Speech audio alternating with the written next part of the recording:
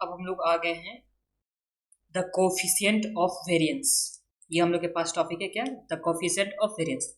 तो coefficient of variance के लिए क्या फॉर्मूला होता है, तो ये हम लोग को नीचे दे रखा हुआ है, ये देख लीजिए। Coefficient of variance is equal to standard deviation divide by expected return या एक्सपेक्टेड कैश फ्लो। तो जिस तरह से हम लोग क्या करते थे वहां स्टैट में बना देते हैं, उसी तरह से ये हम लोग का फॉर्मूला दे रखा हुआ है। तो चलिए एक बार कॉपी में लिख लेता हूं। ये क्या दे रखा हुआ है, को एफिशिएंट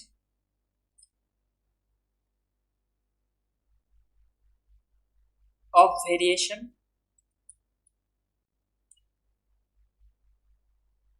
कोएफिशिएंट ऑफ वेरिएशन का फॉर्मूला क्या हो गया, तो standard deviation divide by expected net cash flow. ये फॉर्मूला आप लोग लिख लीजिए। कोएफिशिएंट ऑफ वेरिएशन का फॉर्मूला क्या हो गया कि standard deviation divide by expected net cash flow.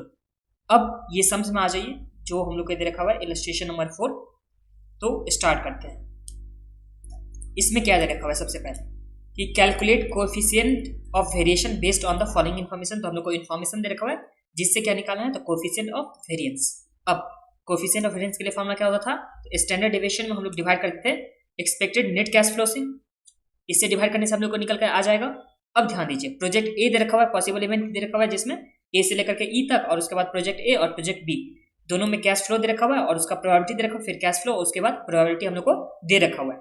अब सम्स में तो बस इतना ही दे रखा हुआ है जिससे हम लोग को क्या निकालना है, कोएफिशिएंट ऑफ वेरिएंस। तो कोएफिशिएंट ऑफ वेरिएंस के लिए हम लोग को सबसे पहले क्या निकालना होगा, तो सबसे पहले हम लोग को निकालना होगा एक्सपेक्टेड नेट कैश फ्लो, जो हम लोग सिंपली निकाल सकते हैं कैश फ्लो को प्रोबेबिलिटी से मल्टीप्लाई करके।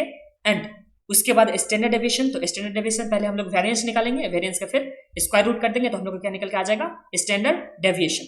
तो एक बार आप लोग को फॉर्मूला भी लिख देता हूं।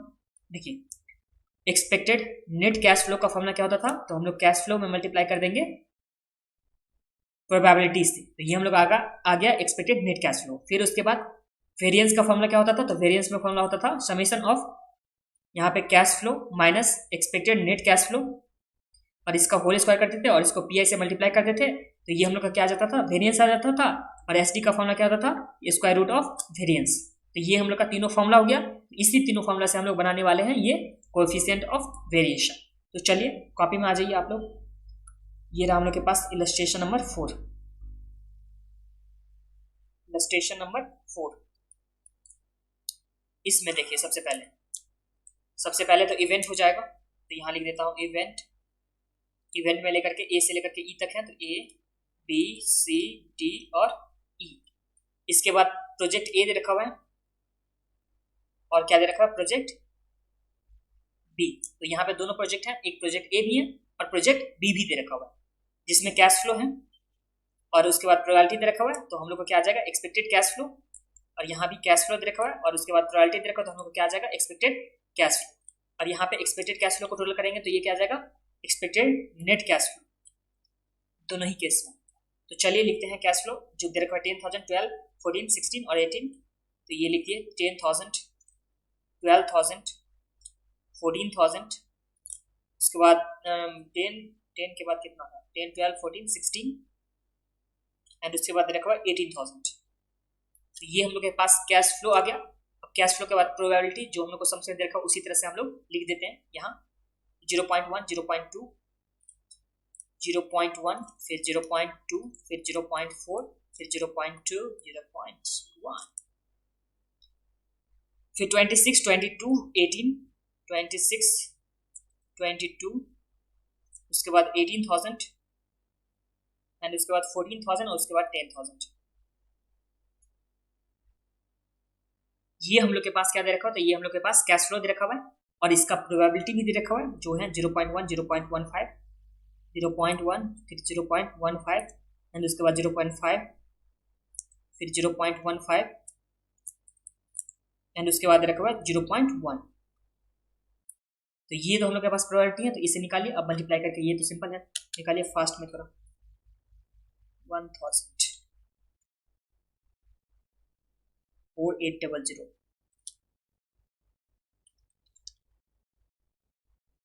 नहीं 4800 करेंगे, 2400,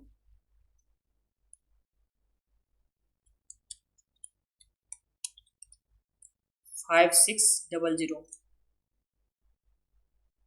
3200 1800। चलिए ऐड करते हैं। तो इस तरह से एक्सपेक्टेड नेट कैश फ्लो हम लोग का कितना आ गया, 14,000 आ गया, जो प्रोजेक्ट ए का और प्रोजेक्ट बी का कितना आएगा वो तो निकालना होगा। 2600, उसके बाद 22,000 इंटू 0.15, तो ये आ गया 3300। उसके बाद 18,000 इंटू 0.5, तो ये आ गया 9,000। उसके बाद 14,000 इंटू 0.15, तो ये आ गया हम लोग का 2100। उसके बाद 10,000 इंटू 0.1, तो ये आ जाता है हम लोग का 1000। फिर 1000 प्लस 2100 प्लस 9,000 प्लस 3300 प्लस 2600, तो ये आ गया हम लोग का 18,000। तो एक्सपेक्टेड नेट कैश फ्लो तो हम लोग का आ गया। अब हम लोग क्या निकालना है, वेरिएंस निकालना है। तो वेरिएंस के लिए जो फॉर्मूला होता है उस हिसाब से हम लोग वेरिएंस निकालेंगे। उससे पहले 1 मिनट, वेरिएंस के लिए फॉर्मूला लिखिए। क्या होता था वेरिएंस के लिए फॉर्मूला, तो summation of cash flow minus expected net cash flow, और इसका होल स्क्वायर कर देते और इससे मल्टीप्लाई कर देते प्रोबेबिलिटी से। अब तक तो आप लोग को फॉर्मूला याद हो गया होगा। तो चलिए निकालते हैं। सबसे पहले प्रोजेक्ट ए के लिए तो कैश फ्लो कितना दे रखा है फर्स्ट में हम लोग को, तो ये दे रखा है 10,000, तो यहाँ लिखता हूँ 10,000। फिर minus expected net cash flow हम लोग को कितना दे रखा हुआ है, तो एक्सपेक्टेड नेट कैश फ्लो हम लोग निकाल चुके हैं ऊपर में। ये रहा हम लोग के पास 14,000 और इसमें कितना रहा, तो ये रहा हम लोग के पास 18,000। तो माइनस करेंगे हम लोग 14,000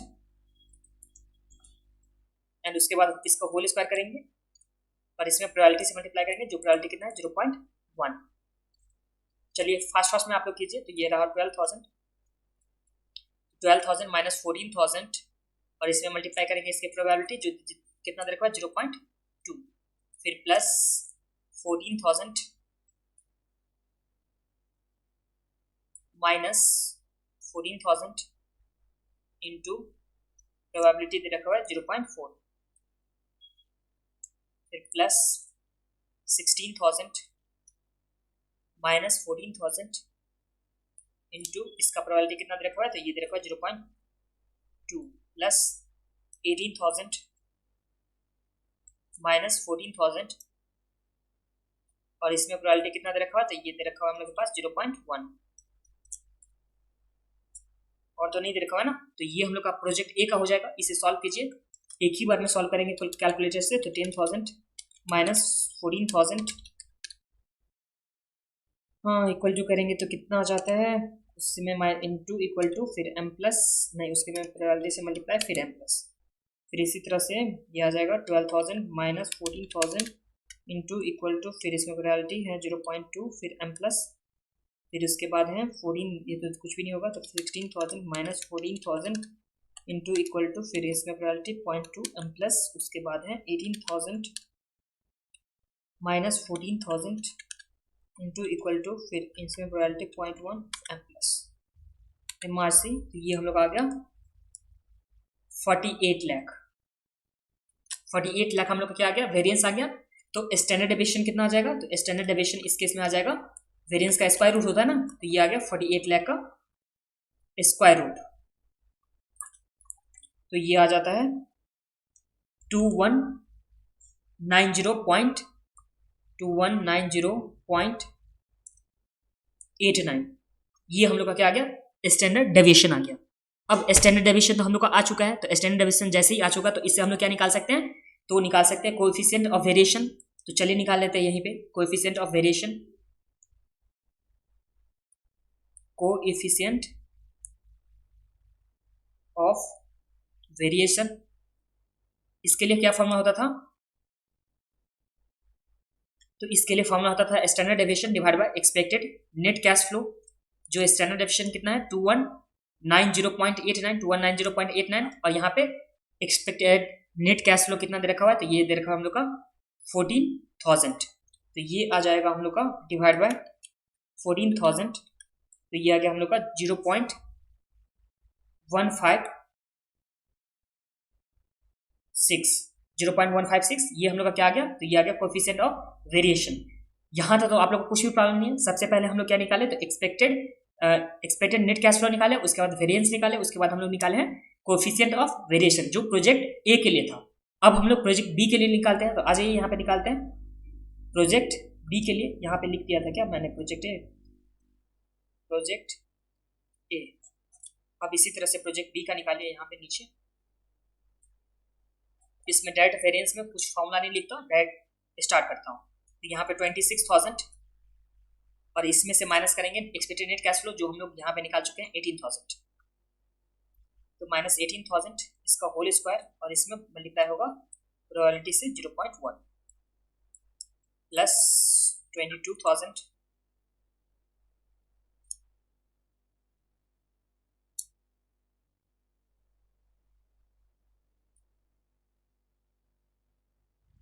एक मिनट रुक जाइए,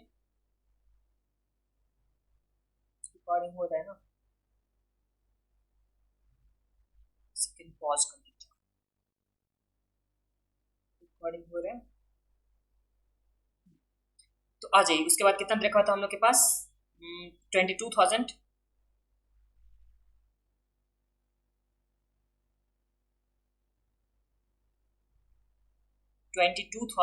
माइनस करेंगे 18,000 और इसमें हम लोग मल्टीप्लाई करेंगे कितना से, तो ये करेंगे इसके प्रोबेबिलिटी से। तो ये रखा हुआ 0.15। फिर नेक्स्ट में प्लस करके फिर 18,000 माइनस 18,000 और इसमें मल्टीप्लाई करेंगे हम लोग इसके प्रोबेबिलिटी से जो दे रखा हुआ उनके पास 0.5 हो गया plus 14,000 minus 18,000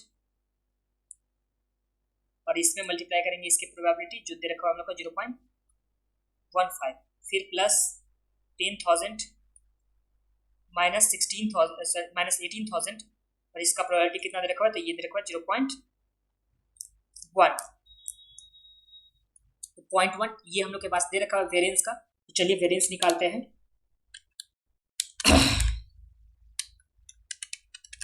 into equal to into 0.1 M plus 22,000 minus 18,000 into equal to फिर इंटू 0.15 फिर एम प्लस फिर 18,000, ये तो कुछ करना ही नहीं है, तो 14,000 minus 18,000 into equal to into 0.15 फिर एम प्लस फिर इसके बाद ये कितना आ जाएगा हम लोग का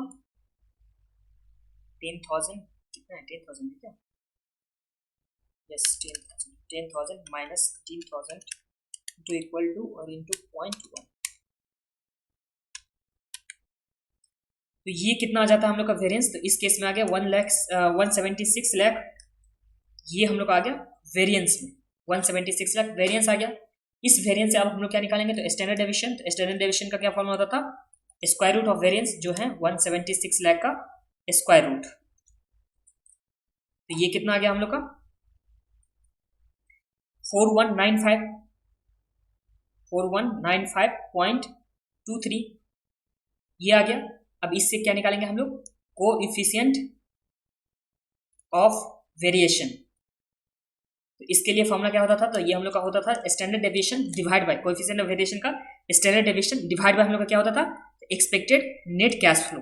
तो इस केस में स्टैंडर्ड डेविएशन कितना निकल के आ गया 4195.23 और एक्सपेक्टेड नेट कैश फ्लो कितना था, तो ये था हम लोग का 18,000 ही है ना। अब डिवाइड कीजिए, डिवाइड बाय 18,000, तो ये हम लोग का इस केस में कितना आ गया 0.2330, ये हम लोग का क्या आ गया कोएफिशिएंट ऑफ वेरिएशन। तो इसी के साथ ये सम्स में हम लोग का जो निकालना था, क्या निकालना था कोएफिशिएंट ऑफ वेरिएशन। तो ये हम लोग का कंप्लीट हुआ कोएफिशिएंट ऑफ वेरिएशन निकालना। अब देख लीजिए बुक में किस तरह से दे रखा है, तो बुक में भी इस तरह से 14,000 आया था, 18,000 आया था और जिस तरह से हम लोग निकाले थे स्टैंडर्ड डेविएशन ये भी निकाला हुआ है। एंड उसके बाद यहाँ पे दोनों प्रोजेक्ट का पहले स्टैंडर्ड डेविएशन निकाला और स्टैंडर्ड डेविएशन के बाद यहाँ पे प्रोजेक्ट ए कर दिया और उसके बाद प्रोजेक्ट बी और यहाँ पे कोएफिशिएंट ऑफ वेरिएशन। यहाँ जैसे हम लोग निकालते थे स्टैंडर्ड डेविएशन डिवाइड बाय क्या था एसडी डिवाइड बाय या था ST divide by EN expected net cash flow ENCF। तो इस तरह से यहाँ पे भी किया गया है। तो ये आ गया 0.1565 जो हम लोग का कितना है 0.16, ये है सेम क्या, हाँ 6.15 और यहाँ पे 6.5 भी होता, लेकिन एक मैंने नहीं दिया है, बट कोई बात नहीं, आप लोग दे दीजिएगा। और सेकेंड केस में 0.23, 0.2331 ये आ गया। अब ध्यान दीजिए, जिसका कोएफिशिएंट ऑफ वेरिएशन लेस होता है, जिसका क्या होता है, कोएफिशिएंट ऑफ वेरिएंस लेस होता है, उसमें रिस्क कम होता है, और जिसका कोएफिशिएंट ऑफ वेरिएंस मोर होता है उसमें रिस्क क्या होता है, ज्यादा होता है। और यहाँ पे एक्सपेक्टेड वैल्यू में जस्ट इसका उल्टा है। तो यहाँ पे देखिए, इन प्रोजेक्ट ए रिस्क पर rupee of cash is 0.15 while in project B 0.23, therefore project A is better than project B। तो हम लोग को कौन सा प्रोजेक्ट एक्सेप्ट करना चाहिए, जब कोएफिशिएंट ऑफ वेरिएशन दे रखा हुआ था, जहाँ कोएफिशिएंट ऑफ वेरिएशन दे रखा होगा। तो यहाँ पे लिख लीजिए बस बुक के ऊपर में, कोएफिशिएंट ऑफ वेरिएशन जिसका क्या होगा, कोएफिशिएंट ऑफ वेरिएशन जिसका क्या होने वाला है, लेस, वही प्रोजेक्ट आप लोगों को क्या करना है, तो यहाँ पे सेलेक्ट करना है। जिसका कोएफिशिएंट ऑफ वेरिएशन क्या होगा, लेस होगा, वो प्रोजेक्ट यहाँ पे क्या करना चाहिए, सेलेक्ट करना चाहिए, जो यहाँ पे लिखा भी हुआ है। यहाँ पे project A is better than project B, मतलब जिसका कोएफिशिएंट ऑफ वेरिएशन लेस होगा वही प्रोजेक्ट यहाँ पे ज्यादा रिलायबल है, ज्यादा अच्छा प्रोजेक्ट वही है। अब हम लोग नेक्स्ट वीडियो में देखने वाले हैं कन्वेंशनल टेक्निक।